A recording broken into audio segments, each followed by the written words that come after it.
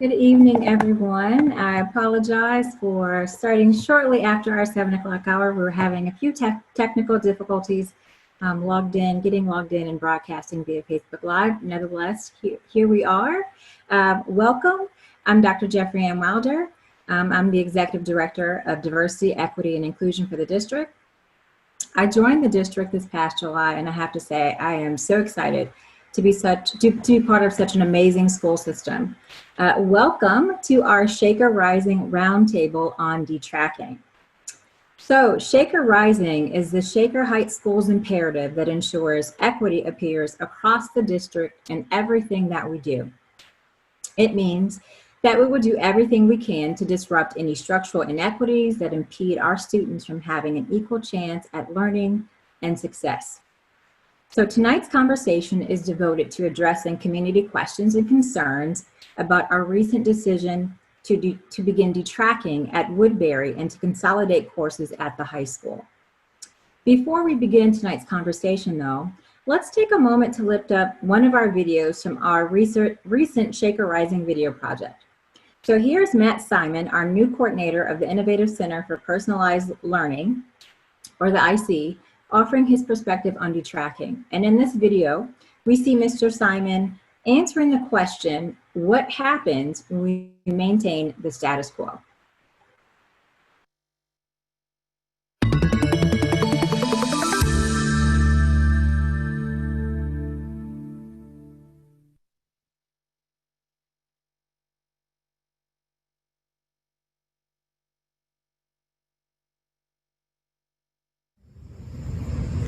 If we were to learn about a school system where white students went upstairs to advanced classes and black students went downstairs to lower level classes, we would be outraged.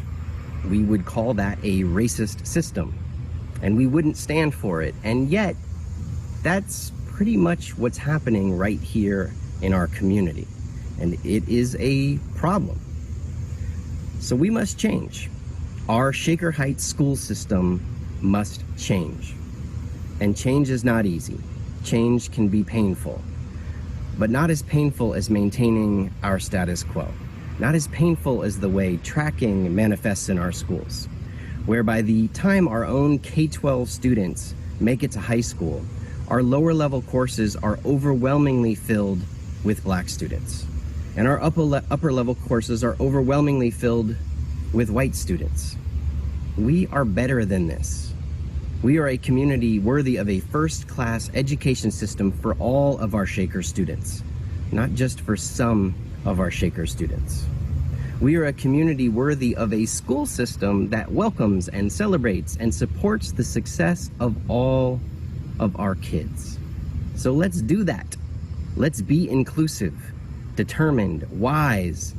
Let's tear down systems that are producing inequity between racial groups and build in their place systems that produce and sustain equity among racial groups. Let's build a school system where all Shaker students enjoy their education, find meaning and value in it, and thrive socially, emotionally, and academically. Let's do that together, not just for my child, but for every child in our community.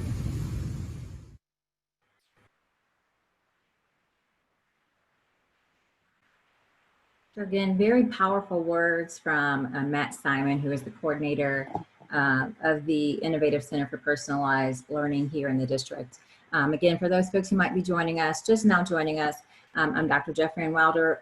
Welcome to the Shaker Rising Roundtable on Detracking. Just a few housekeeping notes before we jump into our discussion. We will be posting this recording later on upon the conclusion. So if you weren't able to get onto the Facebook Live feed and jumping onto the webinar, just know that we will be posting this recording later. Also, for those participants who are on with us, please feel free to drop comments within our Q&A. We'll be using the content of that Q&A this evening to inform future discussions around detracking. And so as a way to set the tone for our conversation, before we jump into detracking, I think it's important for us to first address what exactly is tracking. So academic tracking is the historical practice of placing students in tracks or groupings based upon their perceived ability. And historically, we know that underrepresented students of color, typically Black and Hispanic students, are tracked into lower level classes, which negatively impacts their outcomes. And the social science research on tracking is very clear. This practice is rooted in racial and socioeconomic bias. Tracking creates segregation, opportunity gaps, structural barriers to mobility, and ultimately, tracking impacts success. The data shows that academic tracking harms those students who are placed in the lower tracks. And quoting the work of policy scholar Hallie Potter at the Century Foundation, she notes, when classrooms are skewed by race and class, students are robbed of some of their peer interactions and access to social networks that diversity can provide. When rich and poor students, white students and students of color, are by and large in different academic programs, the equalizing power of integration, which helps promote equitable distribution of resources, is weakened. Here at Shaker Heights Schools, we've decided that we want to undo that practice, which is why this year we've implemented detracking and course consolidation. Detracking then establishes a new approach and a practice to integrate educational pathways. And this, right where we are right now, this time in our nation and in our year, could not be a better time to do just that. We must be bold, have difficult conversations, and do some uncomfortable things that disrupt the system that we have in place, and also dismantle practices that prevent all of our students from having a clear path to success. So tonight's roundtable is the first installment of broader discussions that we will continue to have over the course of the year around detracking. This is part one of this installment, and so this evening we'll hear from administrators about the research on detracking, potential challenges, how we'll measure success, and then in later conversations, we'll hear more about how this decision has impacted students and what that will look like in the classroom. We understand that this is a complex and a very challenging issue, but we do hope to ensure that at least tonight will be a starting point for engagement, transparency, and discussion. So at this point, I'd like to turn it over to our district leadership. We're going to offer up some opening thoughts around the detracking process. First, we'll hear from our superintendent, Dr. David Glasner, followed by words and perspectives from our chief academic officer, Dr. Marla Robinson. Thank you, Dr. Wilder, and thank you to everybody watching this evening. And thank you also to our panelists. I do want to start just by really thanking everybody. I know there is a lot going on in our district right now, and I think it is very telling that even in the face of a pandemic and constantly evolving plans, we are still having these conversations. It says a lot about the Shaker community. It says a lot about the administrators who are on this roundtable discussion, and all the people behind the scenes who are working on this issue and helping implement detracking and course consolidation in our schools, because it really is an urgent necessity, and it's also a priority for our students and for our families. So thank you. I also want to publicly welcome Dr. Wilder to the Shaker School District. We are thrilled that we now have an Executive Director of Diversity, Equity, and Inclusion. We're thrilled that it's Dr. Wilder, and thank you for helping to facilitate our conversation this evening. I want to talk a little bit about how we got where we are today and some of the background of tracking in Shaker. And I want to start just by saying that when I talk to families about why they chose to live in Shaker, and many families do make that choice, many times they tell me they chose to live in Shaker because of our history of diversity, our diverse neighborhoods, our diverse schools, and our history of academic excellence. And that's great to hear. I think one of the reasons why tracking and detracking has become so important here is because the reality of Shaker, unfortunately in our school system, hasn't always met the ideals of our Shaker community. Our schools may seem diverse on the surface, but in reality, our classes are segregated, as Mr. Simon very, I think, accurately pointed out.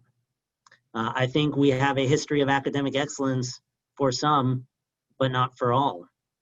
And we often talk about the fact that tracking does a disservice to students in lower level classes, which are predominantly Black students. But the truth is that tracking does a disservice to all of our students. We know that it's important for our students to work with other classmates from diverse perspectives, diverse backgrounds, and yes, even diverse abilities or proficiency levels. We know that that benefits everybody involved. The research shows it, and it is also more in line with what happens for our students when they leave our classrooms and go into post-secondary careers and pathways and colleges. Because as we are doing right now, we always have to work with people of different backgrounds and perspectives and experiences and expertises. So we know that that is really important. The conversation around tracking in Shaker has existed for decades. If you look back at research that has taken place in Shaker, and I think one of the great things about Shaker is that lots of people are often interested in what we're doing. Many university professors and other researchers have come here to study what we're doing and how it's affecting or impacting student achievement outcomes. The conversation of tracking has been around for a long time, and our families and our students have been demanding change for a long time. We have always talked about making sure that we provide better equity and excellence for all of our students. And a number of different factors kind of came together to lead us to where we are today. Last year, in reviewing our data, we identified Black student excellence as a priority for our district, knowing that we haven't always provided our Black students with the excellent education that they deserve. That led and was part of what became a larger conversation around our strategic plan. And our strategic plan is really an opportunity to shape our school district for years, if not generations to come.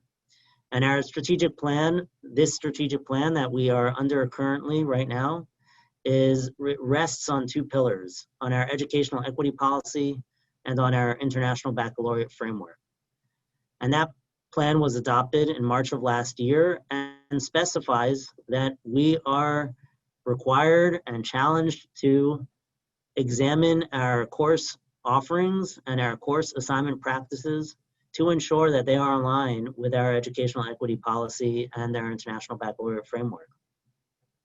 So we already knew before the pandemic that we have to address tracking in our schools. We have to address the way that students are assigned to course levels in our schools. When the pandemic hit, we also recognized that we needed to rethink education in our classrooms on a broader scale. And that really kind of came into play with our detracking conversations. And we knew that in order to provide the kinds of classrooms and class sizes that we know we need in the pandemic, we also had to move ahead and move forward with detracking. I want to make it clear, though, that the pandemic it wasn't just because of the pandemic that we moved forward with detracking. As Dr. Wilder spoke about, as Mr. Simon has already spoken about, we have structures in Shaker that have been a part of structural and institutional racism, and we need to address that, and detracking is one way to do that. So we are where we are right now. We've detracked and consolidated courses in grades 5 through 8 and at our high school.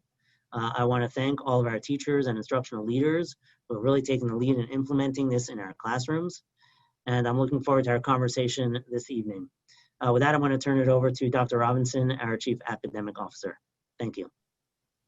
Thank you, Dr. Glassner. Before we jump into the questions, I just wanted to share some thoughts and some reflections that I would like to share with the group and with our guests. And thank you everyone for joining us this evening. In the spring of 2011, I came to Shaker to visit the schools as a part of my interview process. And the segregated classes were immediately apparent to me, and I have to honestly say, quite surprising considering Shaker's reputation. That was 2011. Fast forward to now, I've heard from many families, these children can take these classes. Every child has the opportunity to be in advanced classes if he or she wants to. We say that, but is that really true? What do we expect of whom? What messages do we send about who belongs where? Knowing that the teenage mind is not fully developed, what is the impact of those messages? Is it truly natural for large groups of students to avoid particular opportunities and experiences? I believe it is not.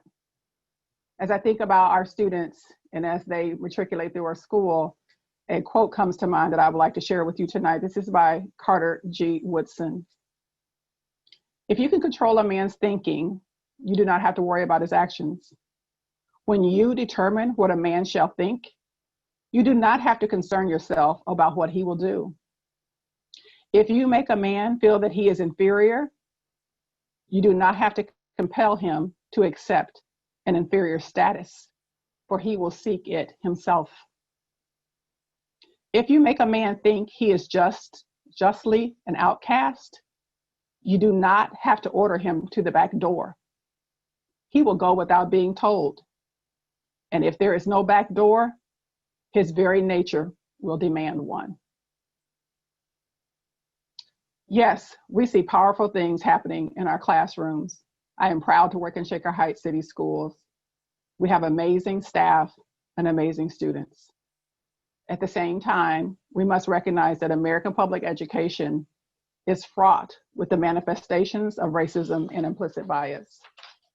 I recently had an opportunity to listen to a speaker named Dr. Bryant Marks. He is the founder and chief equity officer at the National Training Institute on Race and Equity, and he's a tenured professor of psychology at Morehouse College. And I heard him explain implicit bias in a way that really spoke to me, because he basically said, which we know this, we all have biases. We all have biases.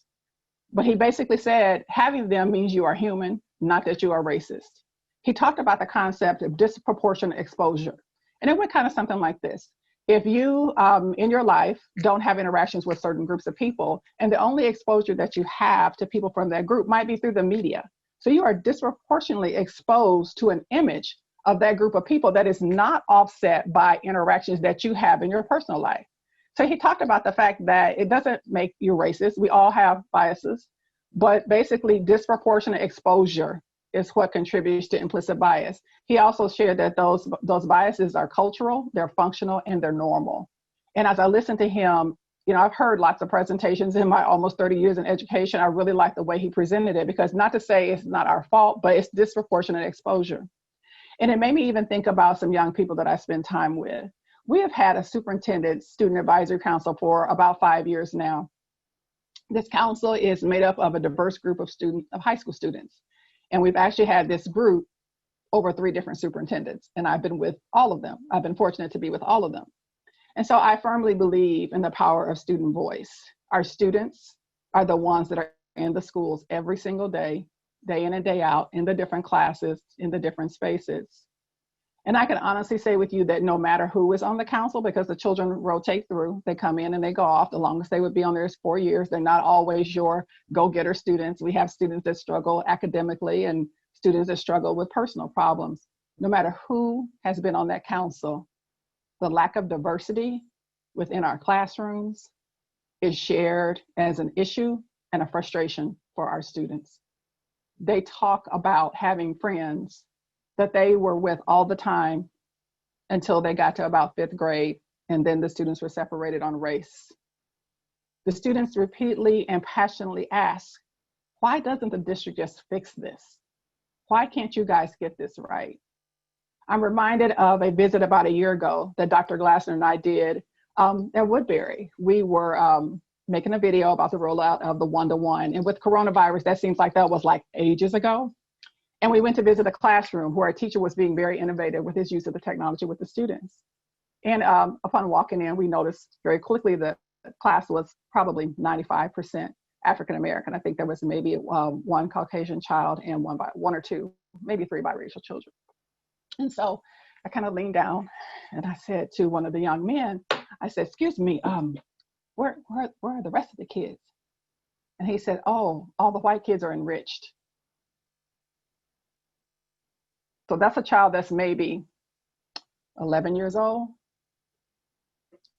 And I just said, okay. And I just let it go. But the words of our high school students rang in my ears. That child's in 5th grade. Now he's in 6th. When he gets to high school and he's on the advisory, is he still going to be saying, why can't you guys fix this? How do we fix it? Our challenges are systemic. And how do we change a system? I'm proud to say the district is currently participating in the Harvard RIDES project. It's out of the Harvard Graduate School of Education. And RIDES stands for Reimagining Integration, Diverse and Equitable Schools. We've just started with this project along with some others, but I found it very interesting to have one speaker share with us that dismantling racism must include the following. You have to examine the ideological development of racism and oppression. If you think back to the quote I read, that's what it's about, how oppression and racism basically are manifest. How do institutions, and this is where it comes to us, and systems reinforce that manifestation? How does oppression manifest between people and individuals? And finally, how do we internalize these beliefs? I believe in Shaker. I've been here 10 years. I live here. My child graduated from school here. And I really believe in my heart that together we can do this important work. Now I could hear someone out there saying, well, what about the importance of individual responsibility and accountability and effort?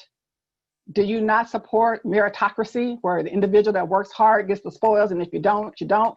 And I can say to you, those concepts are important.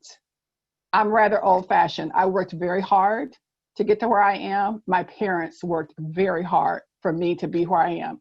So I understand that, but I really believe we have a responsibility to our families and this broader community to look at the entire picture and to address our challenges, including structures within our organization, which facilitate the continuation of racism. Thank you. Thank you so much to you, Dr. Robinson and Dr. Glasner, for very, very powerful words. And we recognize, again, how much moral courage it takes to embark upon things that are very, very difficult, but ultimately will have very positive results. So at this time, we're going to move into our broader panel conversation. And just to give you a little bit of background on the questions that we're going to be posing this evening. So this roundtable came together as a result of the incredible amount of feedback that we have received already from families and community members about detracking. And much of that feedback was in the form of emails to our district leadership and directly to the DEI, Diversity, Equity, and Inclusion email address. So essentially, we looked at those emails, we read them, and we used that content to formulate the questions that we're going to be addressing in the panel. So we have some very esteemed panelists with us this evening. And so before I get into the questions, I'd like to take a moment to introduce our panelists for this evening. We have Dr. Erin Herbrook, Dr. John Moore, Miss or Doctor? Everyone's a doctor tonight. Okay, everyone gets honorary doctorate status. Miss Dr. Elizabeth Kimmel. Sorry, y'all, I'm new, so I'm still learning. I'm learning as I go every single day. And Miss Mickey Krantz.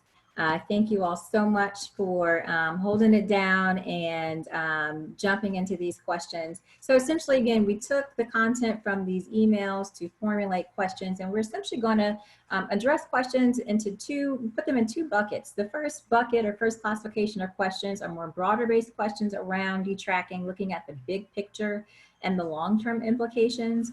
And then we'll move into addressing some of the more granular, specific, technical, logistical questions around detracking and what that means for students and also classrooms. Again, I also want to take a moment to remind everyone this evening that this is the first installment of the conversation where we're engaging a discussion on detracking from a district leadership perspective.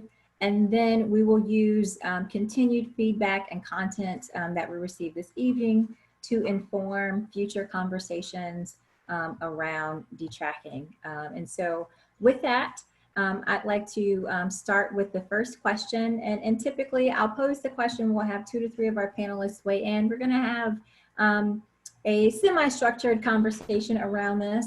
And so the first question asks simply, what does the research show about detracking? And are there other districts who have accomplished this? Thank you, Jeffrey Ann. I'm John Moore, one of your IB coordinators, and I'd like to start tonight by addressing that research question a little bit and connect it with this idea that other districts are doing this and they're doing it effectively. And of course, as one of your IB coordinators, I'm going to connect those dots and talk a little bit about how IB can help us to do that. We shared on a video a few days ago or so a couple of key pieces of research. So I won't go into detail here, but I think instead tonight I might take a little bit more of an applied approach to what that research has looked like here in Shaker.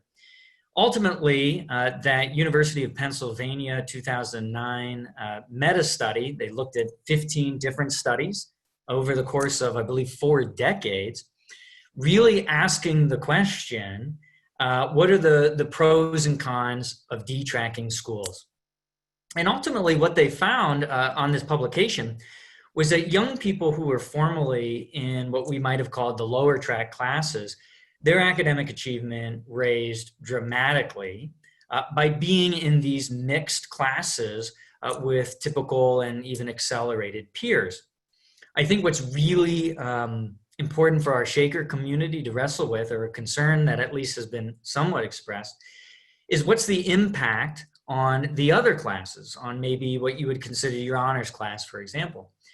And what Pennsylvania teaches us is that not only do the young people who are in lower tracks experience academic achievement gains, the typical and high achieving peers actually saw in all 15 studies no significant difference in achievement.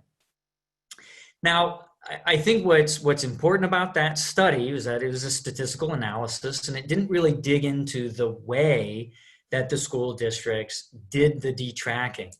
That's where you have to look to other districts to make that connection and see what they're doing to do this effectively. And I want to make a connection with a couple of sources in that regard. Dr. Carol Burris out of Columbia has done a tremendous amount of research on this topic, and she's actually written some very accessible, approachable books, one of which is Detracking for Excellence and Equity. And essentially what Dr. Burris talks about is that when you have a curriculum and instruction structure, when you have a framework to organize your detracking on, a framework that serves as a foundation for this change, your district is much more likely to be successful. It is not a coincidence that Dr. Burris discovered that in her experience, IB was a prime example of a framework you could use to do this detracking. And lo and behold, K-12, Shaker has adopted this program. To make this very meaningful, as long as my co-panelists would indulge me, I would like to make a personal connection with this. When I came to Shaker 12 years ago, I had the pleasure of teaching general biology and honors biology. And I had these 2 classes juxtaposed throughout my day. Now, keep in mind, these were 2 out of 5 levels of biology at the time. And my colleagues and I, we were dedicated to scientific things. We were dedicated to things like labs. But there was a stark difference in the type of thinking skills, critical and creative thinking skills, that we were doing in these classes. And in a course like my general class, certainly we would do a lab, but they were more like the back of the book, cookie cutter, follow the recipe lab. Whereas in a place like honors, young people were choosing their variables. They were manipulating procedures. They were engaging in thinking that real scientists need to do.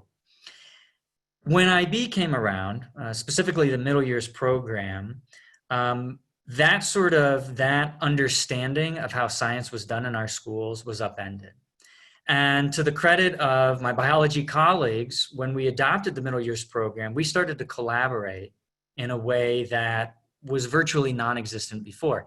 And to adhere to the expectations of the middle years program, we had to show that we were developing these skills, not just in honors young people, not just in AP classes, but that all of our young people were developing the skills that they would need to be successful in any college or career they so might choose. And so while the labs looked a little different, some young people were growing beans and others mold, that is a true story. The thinking skills that we engaged the young people in were very similar. That's the premise of using IB to shift to a system of detracking. That's what Carol Burris found. And in my experience in Shaker Heights, those are the early inroads that we've been making for the last decade.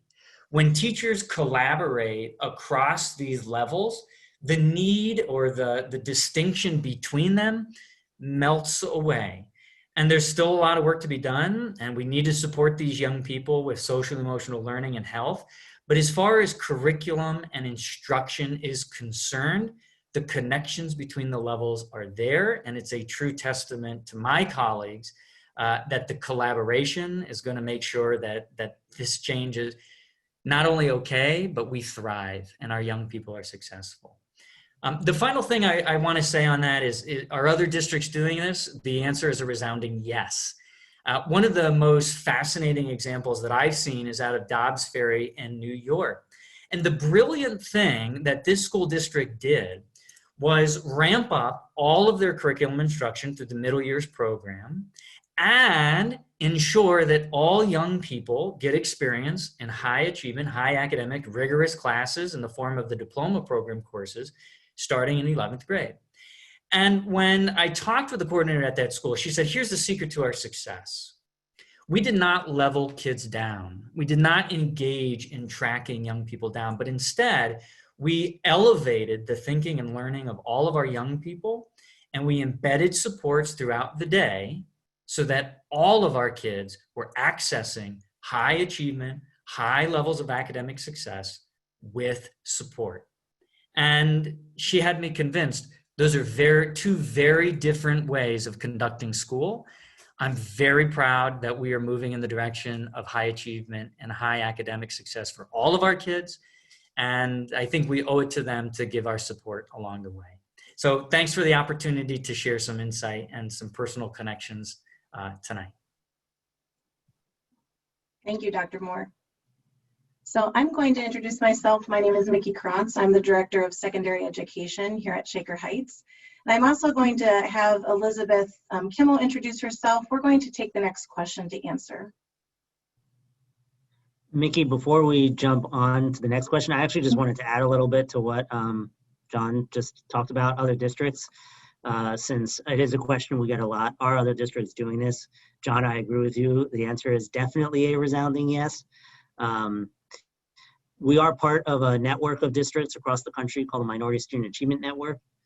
There are a number which is made up of very similar districts, both in terms of composition, demographics, and I would say mission and vision or core values.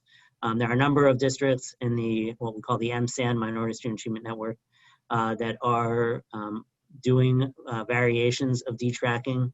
There are also other districts around the country, Chicago Public Schools, a number of districts in California have worked on detracking. One thing that I do like to point out is that every district is a little different.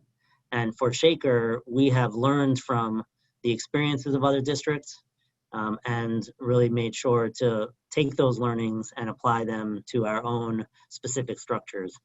But there are definitely other districts that are doing this. So I just wanted to highlight that. Thanks. Fantastic. I did want to interject here before we tee up the next question. I do see a lot of questions coming through in our chat. Just want to remind folks again who might have been joining us shortly after our 7 o'clock start that we will be the questions that we're lifting up this evening are coming from content that we have received in the form of email feedback previously. The questions that are that folks are posing in the chat We will actually be addressing a large number of these questions, and anything that we don't get to this evening, we will be using to inform future discussions around detracking. So our second question of the evening is, what are the challenges the district foresees with detracking, and how will they be addressed? Thank you, Dr. Wilder. Elizabeth, would you like to introduce yourself? Hi, I'm Elizabeth Kimmel. I'm the Director of Exceptional Children. Thank you, Elizabeth. Thank you, Dr. Wilder. So the challenges that we foresee with the detracking is similar in some ways to any adoption and implementation process, and in some ways very different and very specific in others. So when we put systems in place, of course, it takes time to work through the pieces. Along the way, we learn lessons from the actions. We learned from other districts who've done this before. But the implementation, it takes time to be sure as we iron out some of the lessons that we do along the way. But some specific challenges we will need to address include ensuring that our outcomes are measurable, that we continue to increase the accountability of these practices so that we can make any adjustment that we need to as we go. We also know that students who have never been together in class are now together. And not only is this new for students, it's new for teachers. We've begun professional learning to support this change, especially around universal design for learning for instructional practices. And because access to enriched or honors curriculum shouldn't be a decision that's made in elementary school and remain static for a student's career, nor should the access to higher levels of learning expectations be limited to a select group of students. This past practice does not mirror the research we now know to be true. Honors and enriched learning should be a set standard of criteria that everyone can achieve if they're given the tools, the time, and the support to do so. So in meeting that challenge, it's up to us as a district to make sure that the tools, time, and support happen for all students. And referencing our educational equity policy and declaring this to be our core belief, we need to make sure that we keep providing that support and learning for all stakeholders in this process, and to keep ensuring the fidelity of the work being done is yielding the results that we're setting out to do. So part of this accountability lies in the quality assurance program, or the quality assurance system that we'll be implementing with our new strategic plan over the next few years. A couple challenges that families have expressed to me in conversation are fears around equity, meaning removal of something for their child who are excelling in a certain class. And I've also heard of fears of not meeting needs in a certain class with lots of different learning styles and learning strengths and weaknesses and supports that we need to put in place for kids. Please know that educational excellence is not compromised by the detracking of classes. They're not opposites of the same coin. Differentiation of instruction and implementation of the IB framework create a clear learning path for all students to take classes like algebra in middle school, career tech programming, international baccalaureate, the diploma program, and college credit plus classes. So our goal in a nutshell is to make sure that the pathway for all students are without barriers in order to be able to do that as they get to middle school and high school. Mickey, if I could add to that, we also recognize the challenges inherent in including students in a rigorous detract class when some of the students may not have been exposed to the same curriculum. While we can't conflate not learning due to not being exposed or taught content with not being able to learn the content, we do need to put systems in place to ensure that students who have missed exposure to higher level content due to tracking are not being disproportionately disadvantaged by this when they are in a detract or integrated class. One way this is being addressed is the use of Math Workshop at the middle school. Math Workshop is a companion course that students are scheduled into in order to address any gaps and holes in their math knowledge that are the result of lack of exposure to pre-algebra coursework. This approach is also consistent with many of the best practices for students with disabilities. As we've learned over the years, the importance of providing special education and additional support to students in addition to grade level content, not as a replacement for grade level content. And you know, Elizabeth, that makes me think this also gives us an incredible opportunity to create systems that demand practices based from research findings and not be limited to past practices because we're bound by, systems or historical structures that didn't necessarily support what we know, what research is telling us. And, what we had in place really was perpetuating structural racism. So one example I mean by this is that going forward, something we'll be able to do is maybe have potential flex periods where students can select a course or a support for deeper experiential learning rather than just being bound by a track of classes that they were put on, way back when they were 10 years old. So it gives them a little more flexibility to allow for choice and to fill student learning and engagement needs. So that's super exciting as well. I was wondering if I could jump in with some thoughts, but also some follow-up questions. When we talk about challenges, I know when I hear about people asking me about challenges, there are a couple of things they often go to. First of all, we have a unique challenge right now with the pandemic. So I was wondering if either Mickey or, well, really anybody, John or Aaron or Elizabeth or Marla, could talk about what challenges the pandemic, what challenges and maybe even opportunities the pandemic may present here. But also when I hear people talking about challenges, they often ask me about student behavior. What about students or students who can't keep up or students who get bored? How do teachers learn new tools or new strategies? So those are just some of the challenges that I know kind of come my way when we have these conversations. I know like I said, the first question I wanted to just discuss a little more is the pandemic, but I think some of these other challenges are probably worth talking more specifically about if we can too. So just throwing that out there, see if anybody wants to talk through them a little more.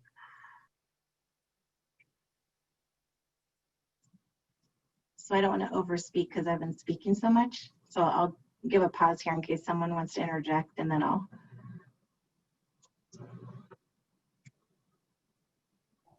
You play a dangerous game when you ask a teacher about challenges. So I'll buy in. I'll jump in, Dave. Thank you very John will much. take the bait.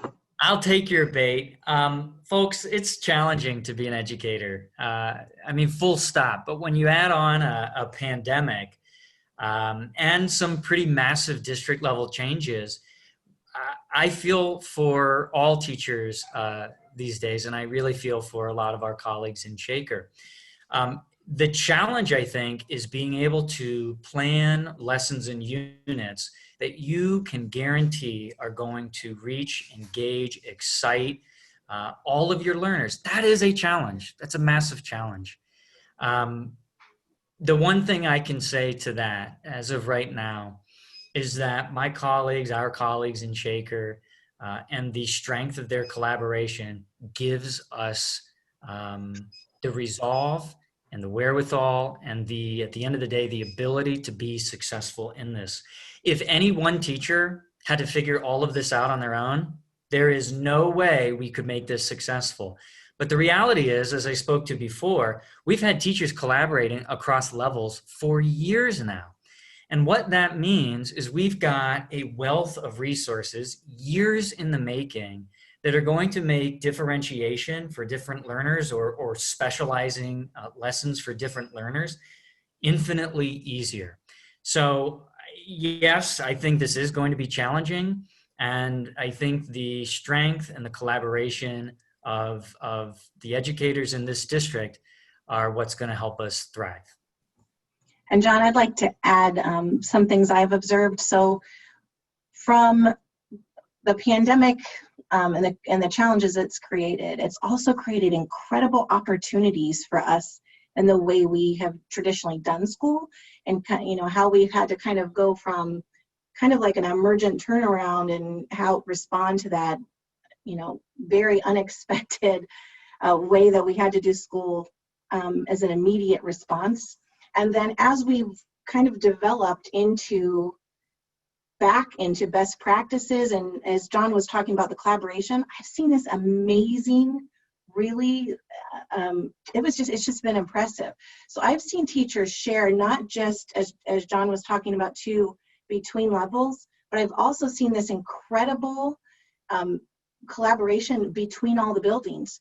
So we've had sessions where teachers from, for example, the high school are sharing interactive notebooks and how we give more immediate feedback to students on remote learning. with Woodbury, with the middle school, and primary sharing with secondary.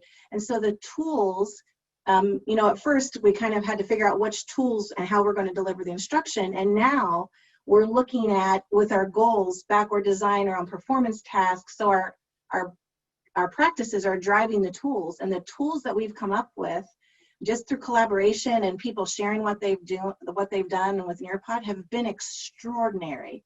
I mean, it is really a really interesting but really beautiful side effect of this challenge that our teachers have had to navigate. It's been fantastic. I'd Another like thing to, I would go ahead, Erin. I'm sorry. One other thing I would quickly add is that we have tried really hard as adults to model what learning looks like for us during the pandemic. So I know there's been plenty of conversations about the challenges that we ran into in the spring with our instructional strategies and the way that school felt in the spring. And I know from talking to so many parents and so many teachers how hard we worked to make those adjustments. And as we work with students, we talk about, you might not be there yet. And I felt like we really exemplified that in our work as adults, such that our students and parents are even seeing how this is a great opportunity for us to learn. And it is exhausting, and our teachers are working so hard. And as a career teacher in Shaker, I celebrate every single hour that everyone spends on preparation. And I feel like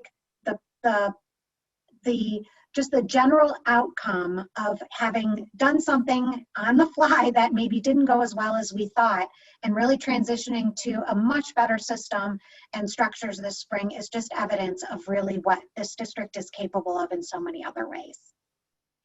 So Erin, that's a perfect segue to what I wanted to share. I feel like through the pandemic, we have really been able to learn what we can do. I mean, change is difficult always. There's probably someone out there who loves change, but in general, change is difficult. But I think the pandemic has helped us learn that we may have been selling ourselves short on what we can accomplish.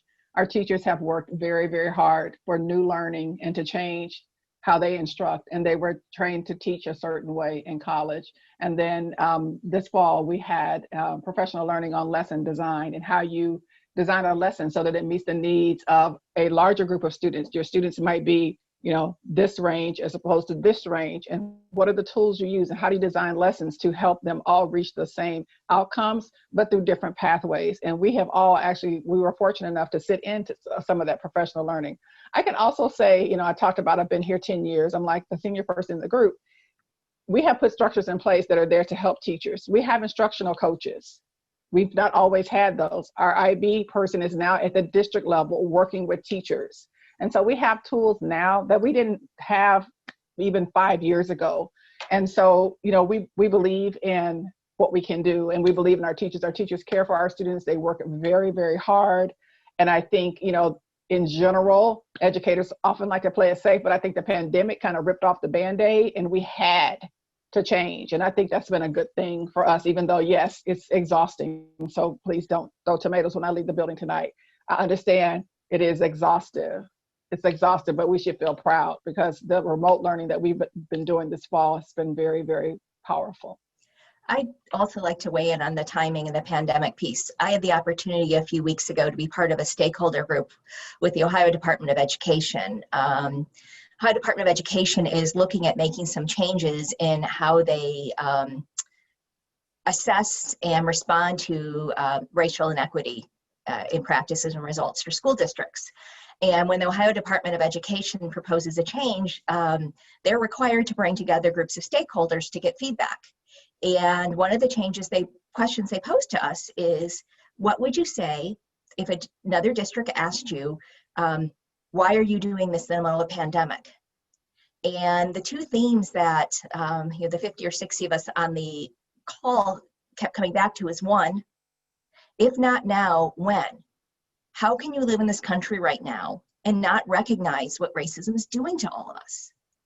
And how can you just then delay? And there's always going to be a good reason not to make the changes we need to make. And the other point is, since the pandemic is forcing us to change and rebuild all of our structures, again, how can we, knowing what we know, continue to rebuild them in racist ways? So those aren't just Shaker people speaking, and I just thought that was really powerful and wanted to share it. Elizabeth, I would just piggyback, when I came here in 11, there was a lot of teaching me the Shaker way and the Shaker history. And even though the pandemic and, if not now, when, this is something that Shaker's been talking about for a long time. We have staff members who remember these conversations when they were Shaker students, and they're adults. So we have accepted the challenge, and we believe the time is now, but this is not a new, there's a, classic, I think 1985 Shaker Right article about, the achievement gap between students of color. There's a documentary by Stuart Math about, Shaker Heights. There's so many pieces. And so this is not something that's new. I respect the fact that we have leadership, board, and superintendent level that is willing to be transparent and say, we are fabulous and we have some things we need to work on. I see that Dr. Wilder is trying to get antsy because we're taking so much time here, but I also wanted to I also just wanted to add, I think we've been building up to this moment for a long time, and that has helped us address some of the potential challenges that exist. In addition to the International Baccalaureate framework that we've been working on integrating in our schools now for a long time, there are other tools that we've been incorporating into our school district. The Caring School Community, a social emotional learning framework. People are concerned, how will kids behave in these diverse and integrated classrooms? We have tools to help with that. And actually, and Dr. Moore, correct me if I'm wrong here, but the research shows that students, I think, are more likely to behave when expectations are high and when they're engaged in rigorous learning and they were in heterogeneous classrooms.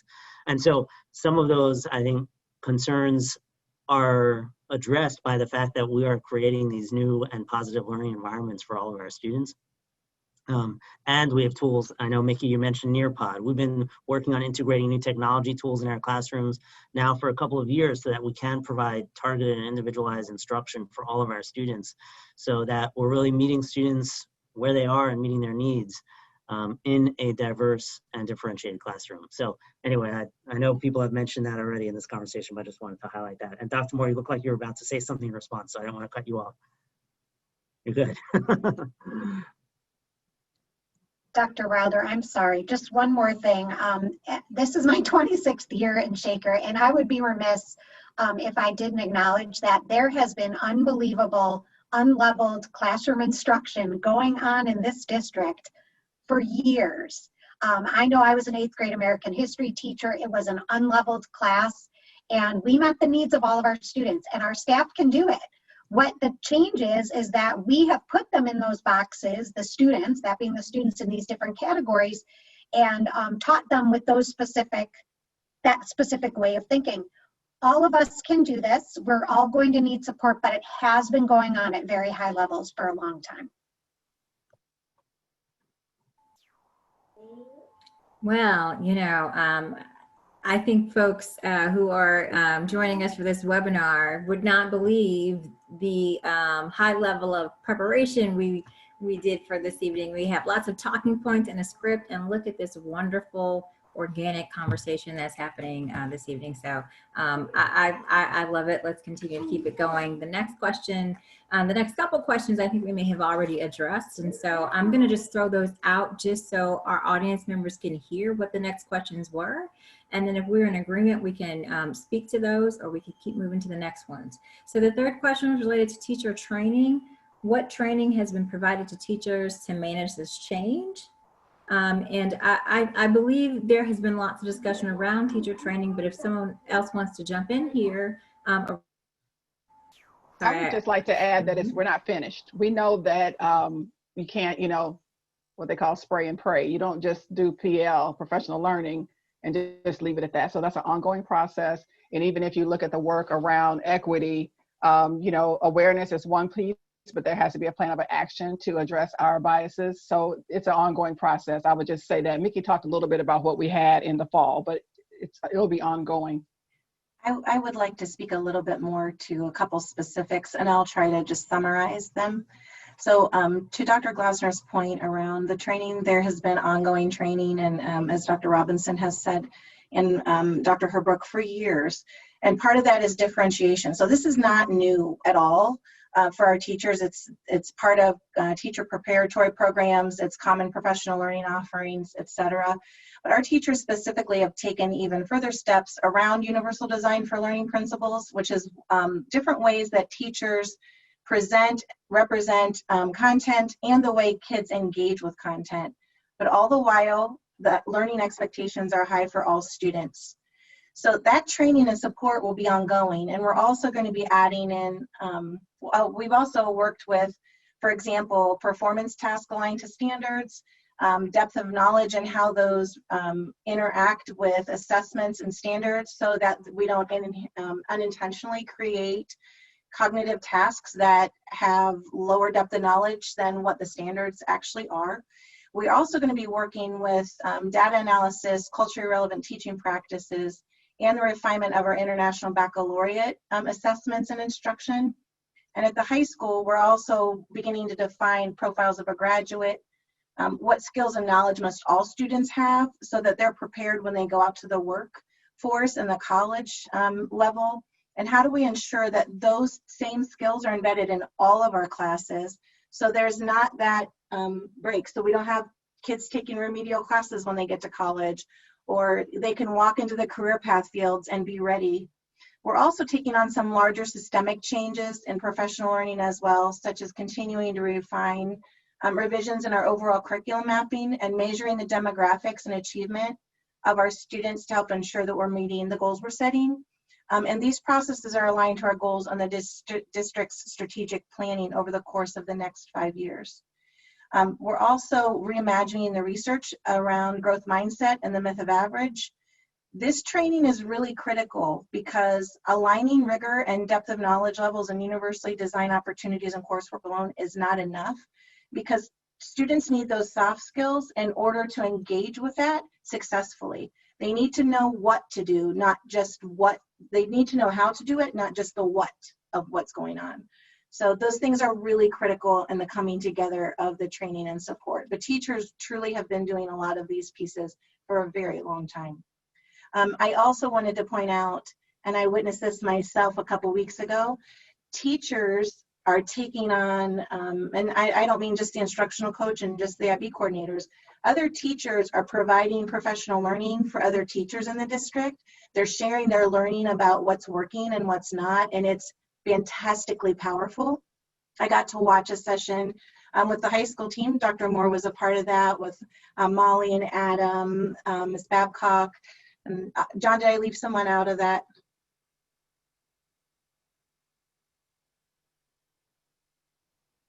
No, Vicki, you hit them all. Did I? Mm-hmm. Anyway, so it was very powerful, and I know I learned from them as I watched them walk through what they wanted to share with the staff. So learning on a lot of fronts that will continue to be ongoing, but it's very powerful. So thank you for letting me insert that. I also wanted to just speak a little further. Dr. Glassner had mentioned their new social emotional learning curriculum. And in addition to teaching students powerful concepts, it also gives teachers tools and a common language to address some behavioral challenges. And in no way am I saying that in an integrated classroom will have a higher level of behavior challenge, because not only does the research show that's not true, I've personally seen that in certainly with tract and level classes, plenty of disruptive behavior, because people are people and we don't always behave at the level we want to or we should. But I also wanted to speak to the fact that in addition to instructional coaches, a couple of years ago, we added 4 positive behavior coordinators.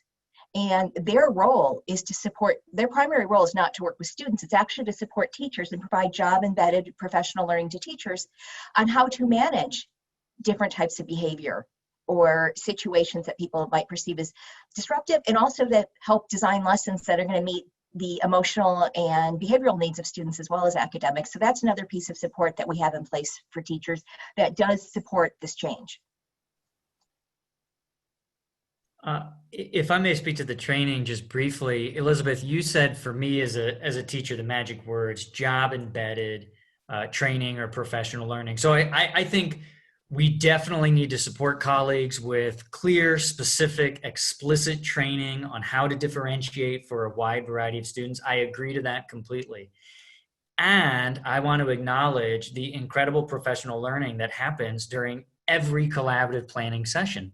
And what I mean by that is when teachers get together and talk on a weekly basis about what worked that week, what didn't, what resources did you utilize that I might utilize with a young person who is struggling.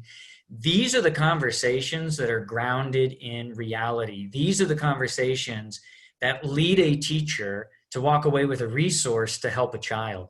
So I think that training is massively important. And I recognize the immense value of teacher collaboration insofar as supporting one another with job-embedded learning.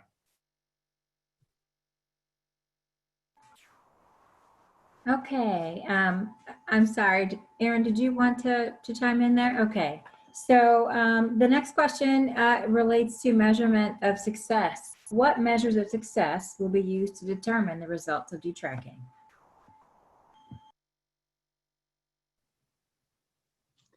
I'm happy to start with this question. And again, everybody feel free to jump in after I share some thoughts. So first of all, I just want to acknowledge the question. We realize that it is incredibly important to be able to measure the effectiveness and the success of detracking and course consolidation. I also want to acknowledge that there are different kinds of metrics that we are going to be looking at to measure the effectiveness and success. Some of those metrics are quantitative, like data, numbers, student achievement outcomes, and some of them are qualitative. How do students see their experiences in classes? How are they interacting with other students, other classmates? Those kinds of questions. And some of these metrics we are able to measure in the short term, and some of them we need to wait for the long term. And the reason I bring that up is because we may not see the fruits of the work that we're doing now for some time to come. I mean, just to take a fifth grader right now as an example, like the fifth grader that Dr. Robinson spoke about at the beginning of this presentation, that fifth grader is now in a different kind of class, in a different kind of learning environment. We may not know whether that now sixth grader is going to be taking advanced placement courses, or what kind of career technical education courses, or whether that student will take the classes in the IB diploma program. We may not know that till that student is in 10th grade or 11th grade or beyond. So there are some things that we're going to need to measure over the long term. There are some things that we can look at in the short term. There are, of course, there is assessment data we get right now. Students are continuing to take MAP assessments and other performance tasks or other locally generated kinds of assessments. We are going to be looking at those data to see how students are doing this year. I will say, and I would add grades could be a part of that mix. But I will say this year, I think especially highlights some of the difficulty in using those data, especially with the pandemic. There are just a lot of different variables that we may not experience in other years. For example, students being on site versus online, the different transitions that students are making. So that may make it challenging. I know that Dr. Wilder brings to the table a lot of experience around qualitative research, and we're going to be talking about different kinds of surveys that we can provide to students, staff, and families to learn more about their experiences. I also want to point out, a lot of people say that the achievement gap, this is the issue, right? We are trying to solve by doing detracking, we are going to solve the achievement gap, or we are going to narrow the achievement gap, meaning we're going to narrow the discrepancies or the disparities that we see in terms of academic and achievement outcomes between students of different subgroups.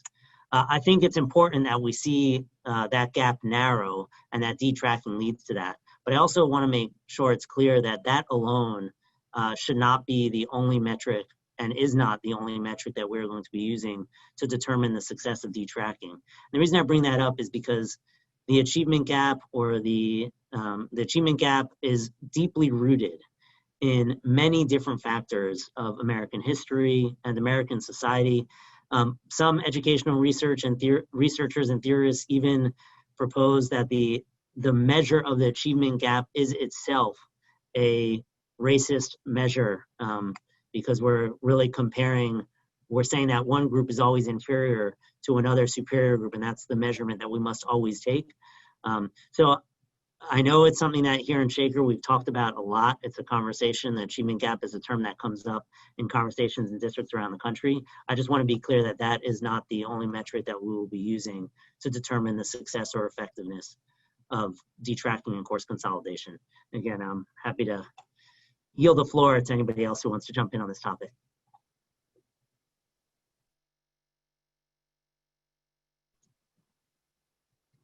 We also talked about numbers of enrollment, both by numbers of student and the demographics of enrollment and different course types, so that we continue to see that grow over the course of the next few years. That will also be a metric along with perceptual data. So there will be some hard numbers. There'll also be surveys, because it's not just enough to say, for example, if we have one, we go from one student that in, let's say an IB class, to one student who's a Black student in an IB class, and we go to 3 students. It's not enough to be measuring just by demographic. It's also, we also have to know. So let's say we're growing our numbers in all demographic groups across all types of courses. We also have to know that students are feeling like they belong. They're feeling like they're supported. They're feeling like this is the place for them, so that all students are feeling welcome, sense of belonging, and that they're feeling successful. So in measuring by numbers, for sure, but we also have to continue to have perceptual data and pulses on our kids to make sure that we're supporting them in lots of different ways as well. I also want to add, because I think it's important to be very clear, this is not just about placing students in classes they may not have been in the past. If you look at our current strategic plan, it talks about, yes, are you in an AP class, and are you performing, regardless of who you are in the class. So are you performing at a level in that class where you can actually get a high score on the AP exam? So it's not just, this is real work we're talking about, because we are impacting children's lives. So this is not just putting them in the seat so we can check a box. So if you are a student that is in the DP program, did you actually earn the diploma? How did you do on your assessments? So it is not just merely bodies in seats. It is being in the class, and it is for all students. I mean, for all of our AP students, for all of our DP students, we should be looking at, are they achieving in those places, no matter who they are? So I just wanted to be clear, because I don't want anyone to think we're just going to put kids in a class and say we did something. That's a good point, Dr. Robinson. And as you leave here, so as students leave here, what's their preparedness for their next step as well? So there's lots of different measures of success that we can use as we go forward with this. Mickey, you took the word out of my mouth, the word preparedness. To Dr. Robinson's point, we want to make sure not just that we're putting different types of students or new students in seats in specific classes. We want to make sure that students are prepared for really all the options or pathways that are available to them. So when a student gets to the high school, they have the choice. They can make the choice because of what they want to do, to either go into the IB program, or to take AP courses, or to take career and technical education courses, or to take College Now courses. If we do our job well, and if this program works, we should see more students prepared for a wide range of pathways at the high school level and beyond. Right, because one thing that we've seen in recent years is a student is at the end of the sophomore year and they hear all about the DP program, and it's like, oh, I can't do that now because I didn't know I needed to do this in 7th grade, or I needed to do that. So some of it is informing people, communicating, helping people understand, not assuming that people know things, but also the pathways that we create for our students in our curriculum. They should have deliberate destinations.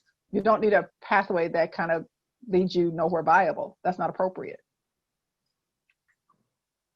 I want to make two connections on what I'm hearing here. Primarily, I am extremely encouraged by the conversation right now. And I'm encouraged because I think that the metrics we're talking about address, for me, the 2 aspects of the importance of detracking. One, there's an ethical imperative here.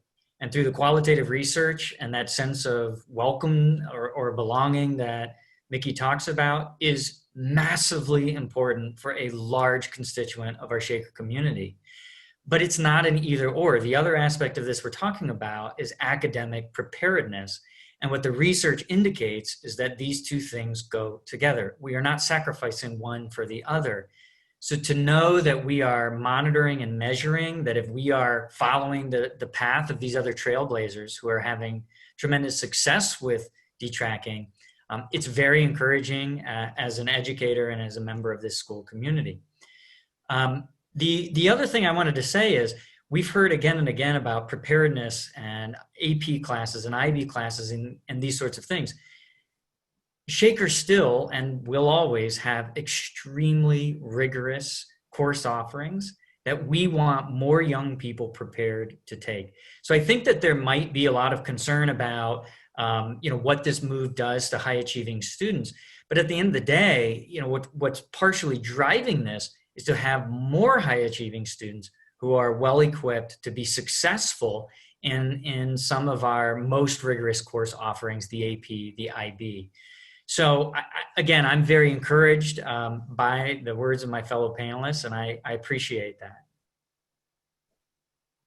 Can I just add one other thing that I know always comes up, and it's, I would say, tangentially related to metrics, but I think math in particular is a very specific, often it comes up when we talk about detracking, math in particular comes up as a question. Like, I understand how you can detrack in, let's say, social studies. I think Aaron talked about that example earlier, or other classes, but what about math? And full disclosure, my wife is a math teacher, so we talk about this all the time at home. But I'm kind of curious if anybody, maybe Mickey or somebody else, could talk about math specifically and how this plays out in math classes. Yes, that's actually an example that we are going to be discussing tonight. So, and Elizabeth alluded to this. So one of the examples in math. So I want to be super clear that tracking is not the removal of course selections. So they're two very different things.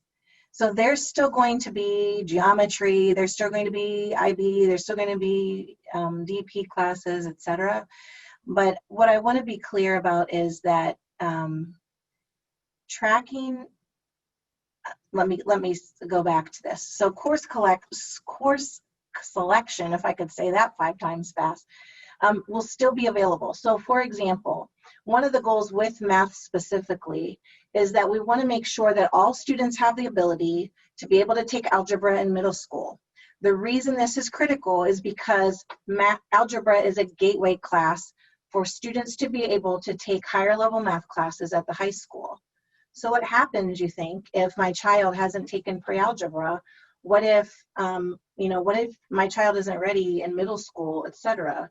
And on the other hand, what if my child has already taken algebra this year? So do I have to take algebra again? So there's 2 answers to that question. The first is this. In regards to the readiness of students learning for mathematics, one of the things that we're offering at the middle school is kind of a companion, and you heard Elizabeth talk about it a little bit, so that students have an extra support around math in order to be able to access algebra successfully, so that they'll be ready to walk out of 8th grade and be able to choose what they want to do in high school. If that does not happen, their choices now are limited and they're forced into a specific path or a specific track with math learning. On the other hand, if my child has already taken algebra in 7th grade, then they're going to go ahead and advance to that next class in 8th grade. So our whole goal is not to limit students, especially for this year, because we have to kind of work into what that looks like. So we have to be super clear with this communication that students in math specifically will still continue to go forward with their math classes. And whenever you get to high school, you'll be able to choose things like stats, AB, and things that I have to say I never took that class, but just to be clear about that. So tracking is complete opposite of course selection. I think I got a 5 on the Stats AP exam. You go, Dr. Wilder. Totally kidding. Totally kidding. Okay, so we've had some really awesome, productive, engaging conversation around detracking. We hope that all the folks that are with us on the webinar have helped to better understand our process, our goals and our outcomes. We have about 12 minutes left on this webinar. We want to use our time effectively. So just want to queue up what the remaining portion of our webinar is going to look like. I believe we have enough time to get to round out 2 more questions from our question panel of community questions. At that point, once we address those questions, we do have some brief concluding remarks coming again from our district leadership. And then I will wrap us up with some housekeeping items just to make sure that we are ending our webinar on a good note. So here are the final 2 questions. The first, what's the long-term vision for detracking? And is it possible that the district would make adjustments to this plan post-pandemic? And actually that's 1 question. I know that's 2 questions in one, and then I have another one coming after that. So. Again, I'm happy to start, and again, everybody feel free to jump in. You know, first of all, I want to say, I know we've talked a lot about the pandemic. We know that this year is unlike future years, and that will be something that we factor into our planning as we plan for next year and beyond. I do want to say that I don't see detracking going away. I know I think there are questions like, well, are we just going to revert back to tracked classes next year? And as we spoke about from the beginning of this presentation, there are many reasons to move away from tracked classes, and the racist structures that have been a part of our school district and many school districts or education in this country is really primary among that. And so we want to figure out a way to continue our process of detracking next year and beyond, even when we move past the pandemic. That said, I am very certain that we're going to learn this year, and from those learnings, we're going to identify areas that are working well, things that are working well, and areas that we need to grow and improve in and make adjustments to. And I expect that to be the case. But you know, in terms of moving forward, and again, I referenced our strategic plan. Our strategic plan really makes it clear that this has to be a part of the future Shaker Heights City School District.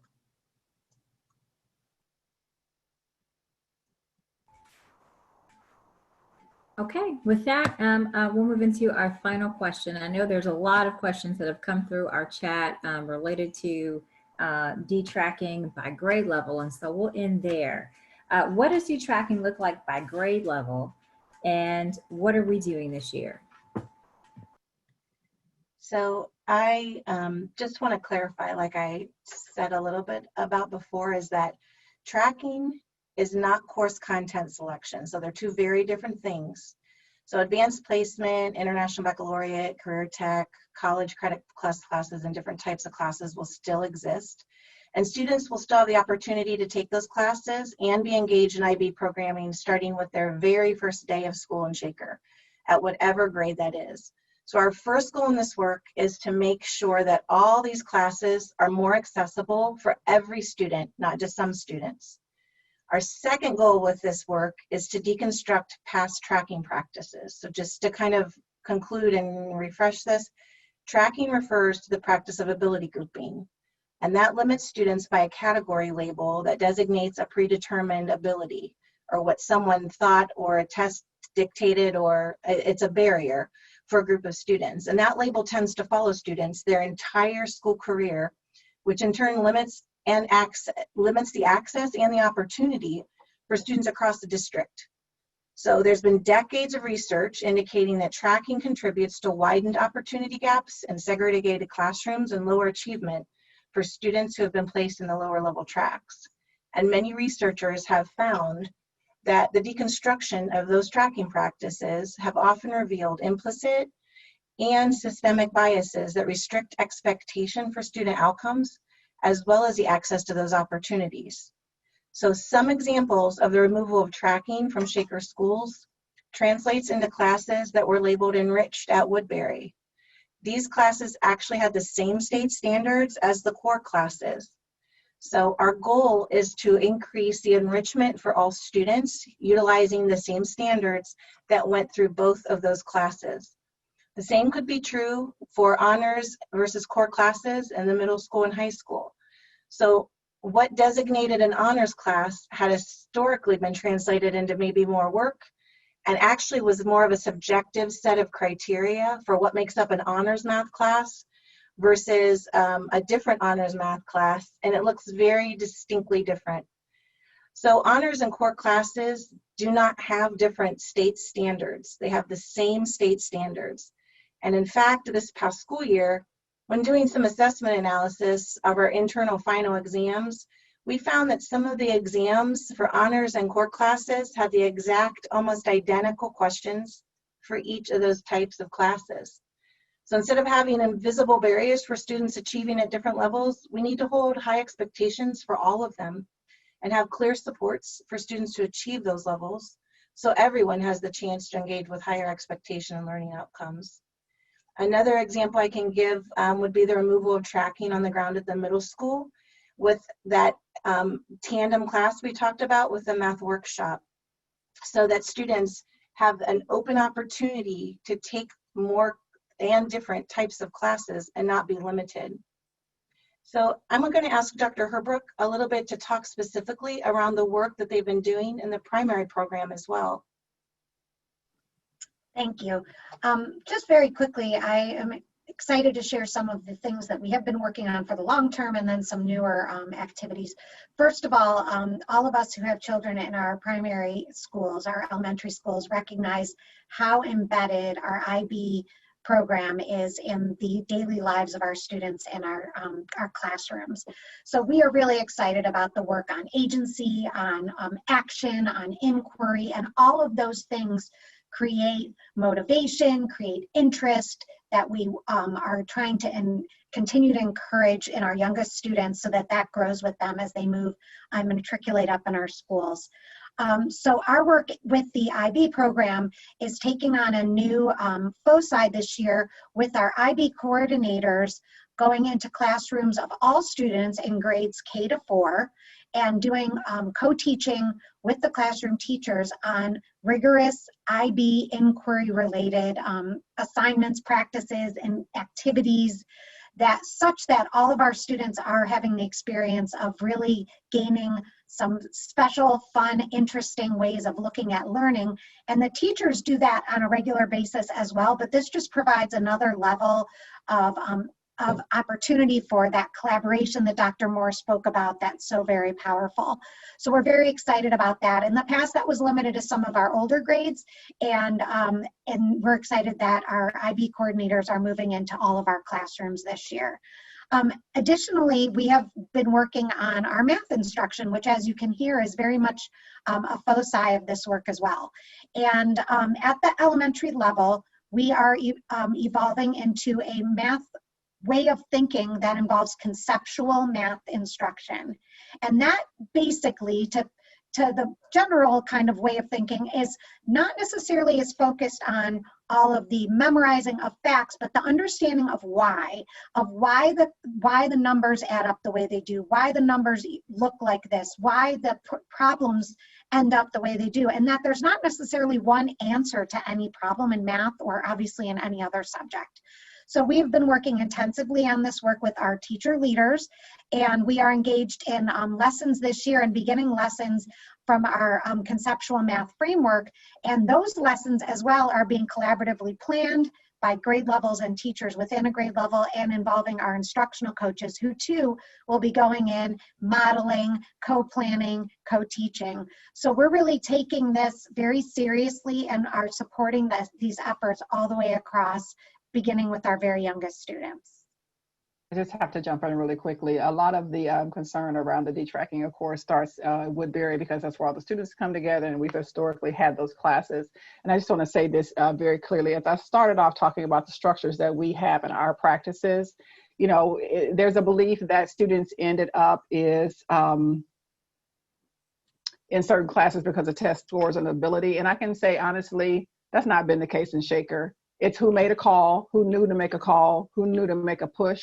And so the students that are in the enriched classes, in many cases, and this goes back historically, we have, you know, documents from like, what, 1980, when someone went to the Office of Civil Rights on us for this, and that is treating similarly situated students differently. So it's not been you're in there because of a test score, you're in there because of criteria that are applied to everyone equally. It's been very subjective and loose, and that's something that we want to address. We want high expectations for all students, and we don't want to function in an arena where your parent has to know who to call to get whatever. Like that's not really fair. That's not who we are as a community. So I wanted to say that, and I'll stop. That was it in a nutshell, Dr. Marla Robinson. Thank you, Nikki. Thank you. Well, we are very near our time. I know that Dr. Robinson, you just offered up a few comments and perspectives around the grade levels, but I also just want to take another opportunity to allow Dr. Robinson to jump in again, or Dr. Glasner to say a few concluding remarks. I just appreciate everybody joining us, and hopefully people will continue to have this conversation with us. I really look forward to having some of our amazing staff sharing. So I just appreciate people giving their time with us tonight. I will echo what Dr. Robinson said, and I'd also just want to add, or reiterate what Dr. Wilder said at the beginning of this presentation, which is that this is really the beginning of the conversation, not the end of the conversation. We look forward to continuing to talk through this with our community, and also sharing examples from our teachers, from our students, from student work, and from others as this process unfolds. So thank you very much. Thank you, Dr. Glasner. Thank you to our esteemed panelists. Thank you to our attendees for joining us this evening. Just a few concluding things, housekeeping notes. Again, just reiterating, this is not the final time that you'll hear from us around detracking. We received a lot of wonderful, rich questions and comments in the chat this evening. We will be using that content to inform the next installation of this conversation. Please stay tuned to continue to listen and Dr. Wilder, I forgot to mention, when you were leading into this, that every week in our e-newsletter, we also publish resources related to diversity, equity, and inclusion. So it's another way that people can continue to learn about this process. I meant to mention that, and I just wanted to highlight that for our community. So sorry to interrupt. No, that's okay. Thank you very much. I really appreciate that. Also, it helps me to segue into the fact that we are working on a detracking FAQ for folks who like a little bit more substantive material tangibly that they can readily access. We also want to note that we did not have an opportunity to get through all of our questions this evening. Some of those questions that were in the part 2 category of the granular, more specific detail, we'll be sure to address as well. And every Tuesday and Friday, please be on the listen out, look out, watch out for our continued installations of the Shaker Rising video series. So thank you again for attending. In the meantime, if any of you all have any questions, further comments, or feedback, please feel free to reach out to all of us. And you can send those questions, comments directly to dei@shaker.org. So have a good evening, and thank you for your commitment to our schools and all of our students. And we look forward to what's ahead in this year of Shaker Rising.